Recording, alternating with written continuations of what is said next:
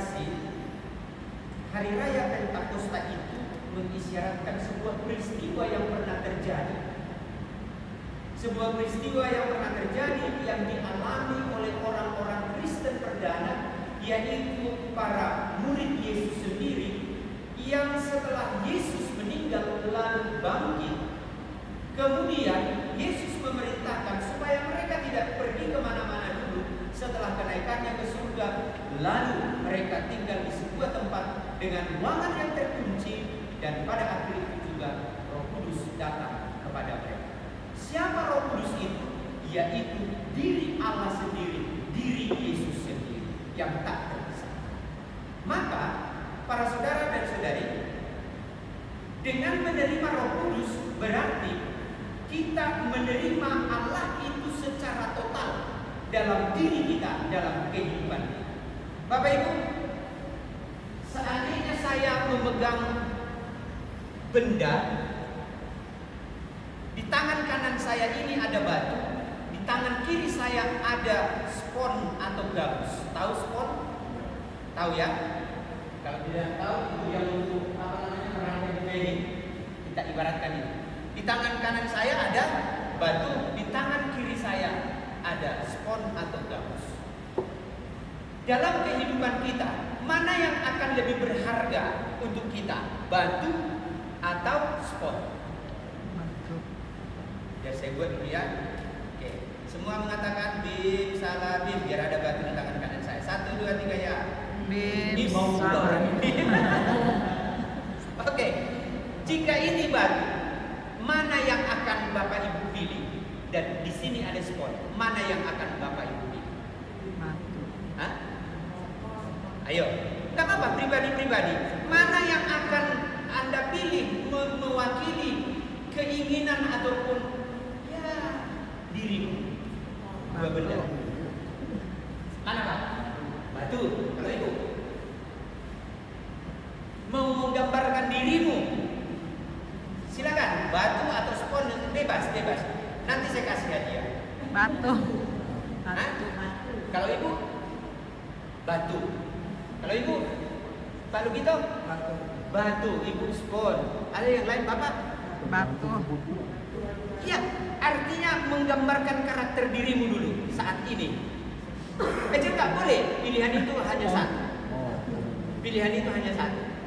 Dari sini nanti kita akan menggambarkan apa arti Roh Kudus itu dan untuk apa dia untuk kita. Spon. Dua memilih spon, banyak memilih batu. Oke, bim salah bim, mana batu? Bapak Ibu, mari kita menghadirkan kedua benda itu antara batu dan spon. Menjadi seorang Kristiani itu, Bapak Ibu, atau manusia yang dipenuhi dengan Roh Kudus itu memang bisa seperti batu. Dirinya seperti tampak kuat.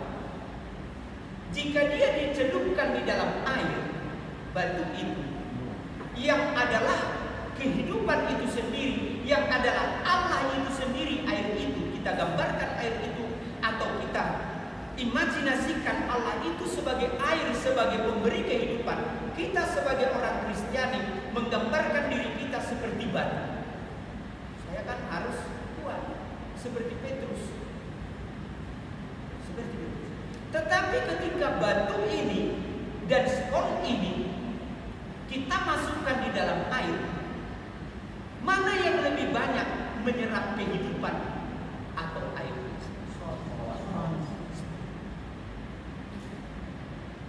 Ketika batu dimasukkan di dalam air, ini gambaran orang Kristian. Ini gambaran kita sebagai pengikut Yesus. Saya memang merasa ada di dalam Yesus. Saya memang ada di dalam diri Yesus, di dalam kasih Allah, saya ada di dalam roh Allah itu. Tetapi sesungguhnya seringkali kita tidak menyerap sama sekali kasih Allah itu, tidak menyerap sama sekali Allah itu dalam diri kita seperti batu. Kita memang seolah-olah menjadi pengikut Yesus, manusia yang dipenuhi dengan roh, dipenuhi kasih Allah. Tetapi kita hanya tinggal di dalam kasih Allah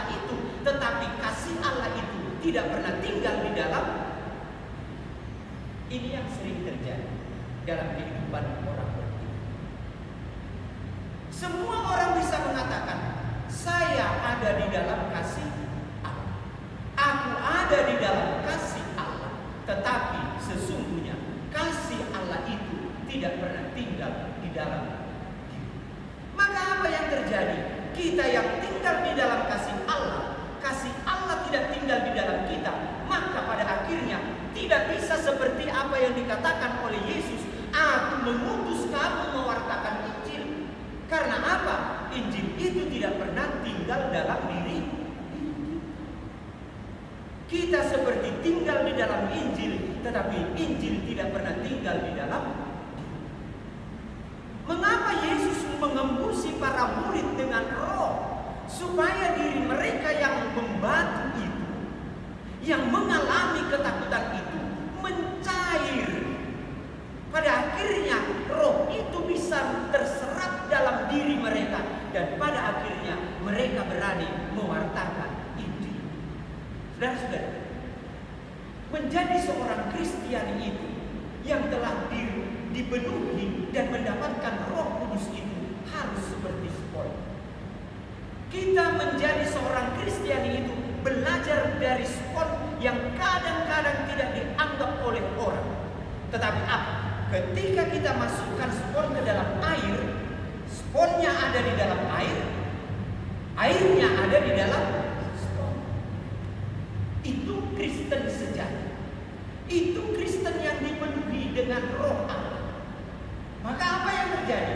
Ketika spon atau diri kita ada di dalam air dan air ada di dalam diri kita, mari kita lihat bunga ini, dia tetap bertahan segar.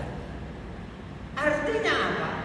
Dia mampu membagikan kehidupan. Maka saudari dan saudaraku yang terkasih, hari ini hari raya Pentakosta, Allah Yesus itu menghembusi para murid dengan Roh Kudus. Seandainya mereka tetap bertahan pada dirinya, maka roh itu tidak akan pernah tinggal dalam diri para murid. Roh itu tidak akan pernah mendidik para murid itu. Mereka akan tetap menjadi manusia biasa, sebagai Petrus, sebagai Andreas dan sebagainya yang biasa, tanpa dipenuhi dengan Allah sendiri, tanpa dipenuhi dengan kasih Allah sendiri. Tetapi karena mereka mau mencairkan diri mereka, membuka diri mereka, pada akhirnya semua itu tinggal dalam diri. Maka para saudara dan saudari, mari kita belajar dari hal-hal yang sederhana, teristimewa perjalanan peziarahan kita dalam beberapa hari ini. Kita sudah mengatakan, saya berjalan bersama dengan Tuhan. Kita berjalan bersama dengan Tuhan dalam peziarahan ini.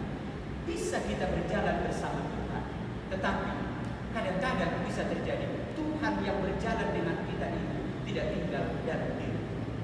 Maka mari kita berkarakter Kristiani seperti bersifat sport yang mau menyerap kasih Allah itu, tetapi tidak hanya tinggal dalam dirinya, tetapi dia akan membagikan itu bagi banyak orang, sehingga banyak orang yang mengalami